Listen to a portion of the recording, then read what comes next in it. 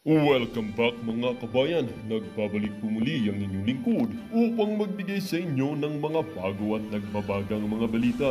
Wala nang nagawa itong si Kuting ng Norte at ang kanyang asawa na si As ng Malacanang na si Lizata Nasmags dahil nga umano ay harap-harapang umaming itong si Maricel Soriano sa harap ni Senator Bato na tunay ngang kasakasama niya itong si Kuting na ito na nagsisesyon ng pulburon dati umano nang sila pa ay nagsasama.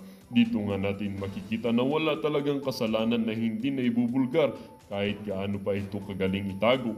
Dito nga rin umamin itong si Maricel na matagal na talagang sinusubaybayan ng PIDEA itong dalawang ito na si Lizata Smags at si Kuting ng Norte na ito, ngunit hindi nila binibigyan ng pansin dahil nga mayroong perang nakasali sa usapan. Hindi nga rin maiwasan ng ating mga netizen na magbigay ng kanilang mga hinaing. Sabi nga nila, ang hearing ay in aid of legislation because of leaked documents. Ano sabi ni Senator Bato? Hindi ka ba nagtago ng sarili mong kopya ng documents for future use like this hearing? Para may pakita kang evidence mo dahil yung mga tao noon na kasama ni Jonathan Morales ay maaring mataas na ang rangko ngayon. Mali ka, Senator Bato.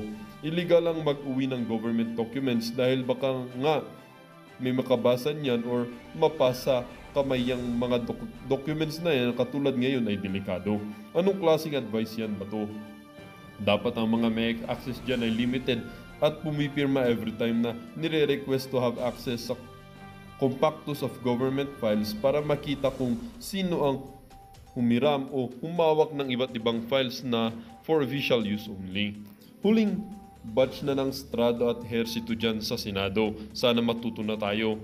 Kung sa San Juan hindi na sila manalo-nalo, ba't natin kailangan dalhin pa ang mga yan sa Senado? Kung meron mang nakakilala sa mga yan, mga taga San Juan. No more Estrada in the Senate next time. Tama yung ginawa na Senator Bato, yung confirmation niya lang na siya yung may-ari ng kondo, that is enough evidence na makipag-collaborate sa testigo at the same time, yung problema niya sa mga katulong niya doon din sa kondo na yun at nanghingi na lang siya ng deed of sale kasi pag totoong October 2012 na benta yung kondo, patay na tapos na ang boxing. That one senator just showed his true colors. We do understand his stand.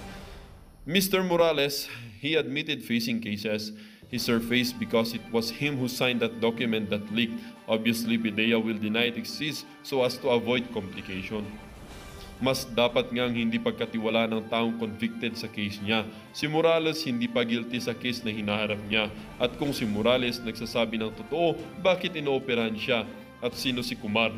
Indian nationality ba yan?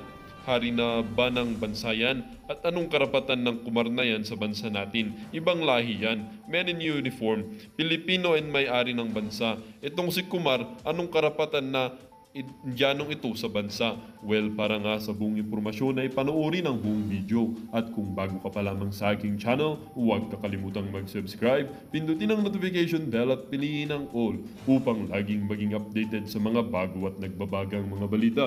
At sa mga solid viewers naman natin dyan, maraming salamat naman po sa patuloy na pagtangkilik sa ating channel. Tuloy-tuloy lang po ang laban para sa katotohanan at para na rin sa kinabukasan ng ating pinakamamahal na bansang Pilipinas.